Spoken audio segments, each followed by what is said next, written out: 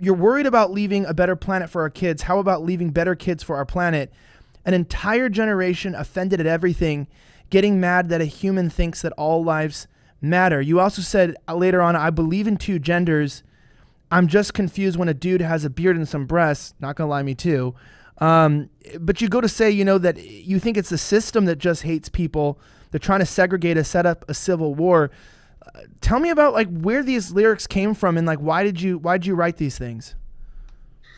Um, Man, just like my music, huge, like some from talking about the same things that every other rapper was talking about, whether that be making money or doing drugs or selling drugs or guns and girls and clothes and cars and houses and just all that.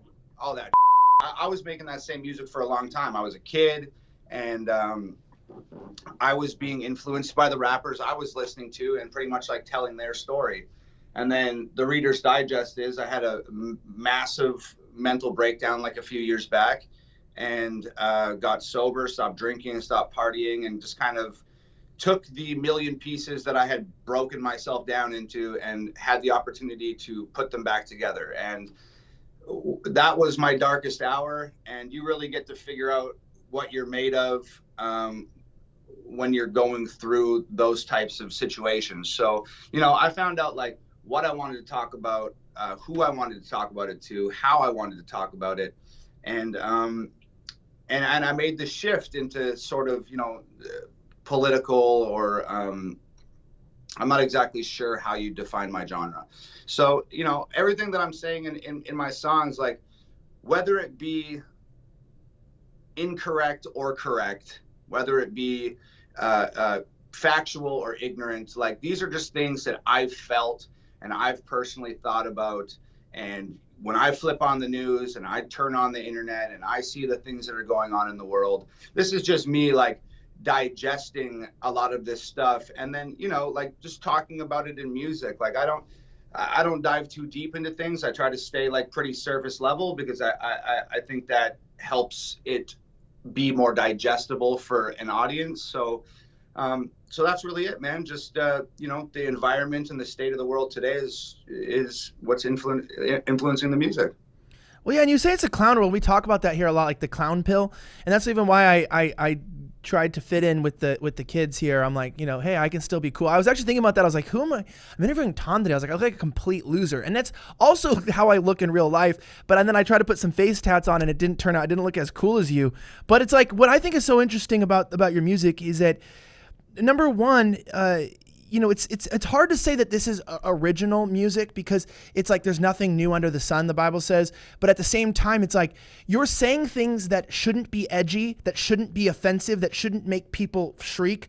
But for some reason they are. And the reason why I'm surprised is because when you say things like that, like there's only two genders, and people say that, oh, he's controversial, he's homophobic, he's transphobic. It's like, what about the other rap music? What are they saying about the music like WAP? What's your response to that with like the people who say that your lyrics are offensive, that what you're saying is what destructive to society, while at the same time uplifting other artists who are talking about, guns, drugs, and sexuality? I don't know, man. I think that the real issue is like not that it's controversial. And whether like the things that I'm saying, like I said, whether they're true or not, like these are just like my feelings. And I think the issue here is not that it's controversial, but it is uncommon for people to speak their authentic feelings publicly these days. So I think that like, when you're listening to songs about, the guns and the WAPs and the Xanax and this type of stuff, like I think that type of music has become so common that it's like if you stub your toe on the edge of your bed, like maybe the first day it really hurts and you get really angry, and then the next day after that it hurts a little less and you get a little less angry, and then you continue to do this to the point where, okay, that's just what happens. I just stub my toe now. It doesn't bother me. It's cool. And that's how I feel like the music has gotten. It's just, it's so expendable. and coming out and being digested at such a high rate. I think that people have just got used to hearing about the guns and drugs and girls and clothes and money. And what I'm doing, I don't think it's controversial. I think it's just uncommon for somebody to be genuine about the way they feel and say it on a record or say it on the internet. Everybody's so scared of the ridicule of strangers on the internet, and everybody's seeking approval from strangers on the internet. So it's just like, the fastest way to get dragged online and the fastest way to be disapproved by strangers worldwide online is to tell everybody your unfiltered feelings about shit. And I'm just not really that worried about it. So hell yeah. I actually really like that too. You know, someone was telling me, they were like, oh, you know, you could be a little more loving on your show. I was like, bro, we're in a war of ideas. I mean, this is not the time to just be, you know, soft on people. This is a time to be straight up hard. Like back in the day, I guess you could just take out a gun and point at someone that was considered being hard, gangbanging. But now it's like the fact that you acknowledge basic biology makes you a total gangster, I guess, in the world.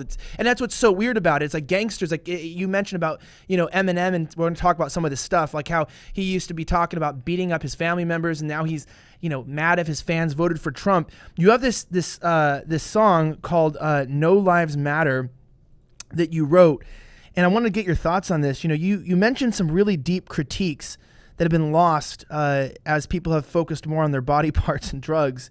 You said that in the song No Lives Matter that everything is so connected, we could unify and then I'll go against them. Telling people that you need a fast car, the world's telling them you need designer clothes, you need a rap star to tell you to start popping pills. Let's go ahead and let's play like the first 30 to 40 seconds of that song, Savannah, and then we're going to talk about it a little bit. Hip-hop diet is full of guys who cannot even rap. Facts. Media dividing us by colors, white or black. Facts. If you believe in Jesus, these days Christians get attacked. Facts. If you don't hate police, then everybody thinks you're whack. And everything's so connected. Black Lives Matter got so aggressive. White folks who agree can't support the message. Both sides go to war because they don't respect it. Our social climate from the global tension turned to total violence and a whole depression. We could unify and then I'll go against them, but we let them divide us with votes and elections. Hey, the music we bump, all about shooting guns and doing drugs. Hey, whoa. The things that we want are promoted subliminally through the songs, like you need a fast car, you need designer clothes, you need a rap star to tell you to start popping pills, hit the blunt and go. First of all, great production. How big's your team that makes this stuff? Just me and my girlfriend, man. And that's the girl in your videos, right? With the pink hair sometimes? Yep. So I produce all the beats, write the songs. My girlfriend Nova shoots the videos, directs the videos, and edits the videos. And we release everything independently, design all the single art independently, create the merch independently. I autograph every single CD, pack it, label it, and send it out myself. It is literally just the two of us. A great philosopher once said that you can be 2 out of 3 things: liberal, smart, or honest, but you can't be all 3. At Slightly Offensive, we're smart and honest. And if you like this clip, head over to Slightly Offensive YouTube channel by clicking right here, where you can find new episodes of our show weekly. We're bringing you the topics, news stories, and angles that will have you saying, why the hell wasn't I subscribed sooner? Also, don't forget to smash that like button and subscribe to this channel too.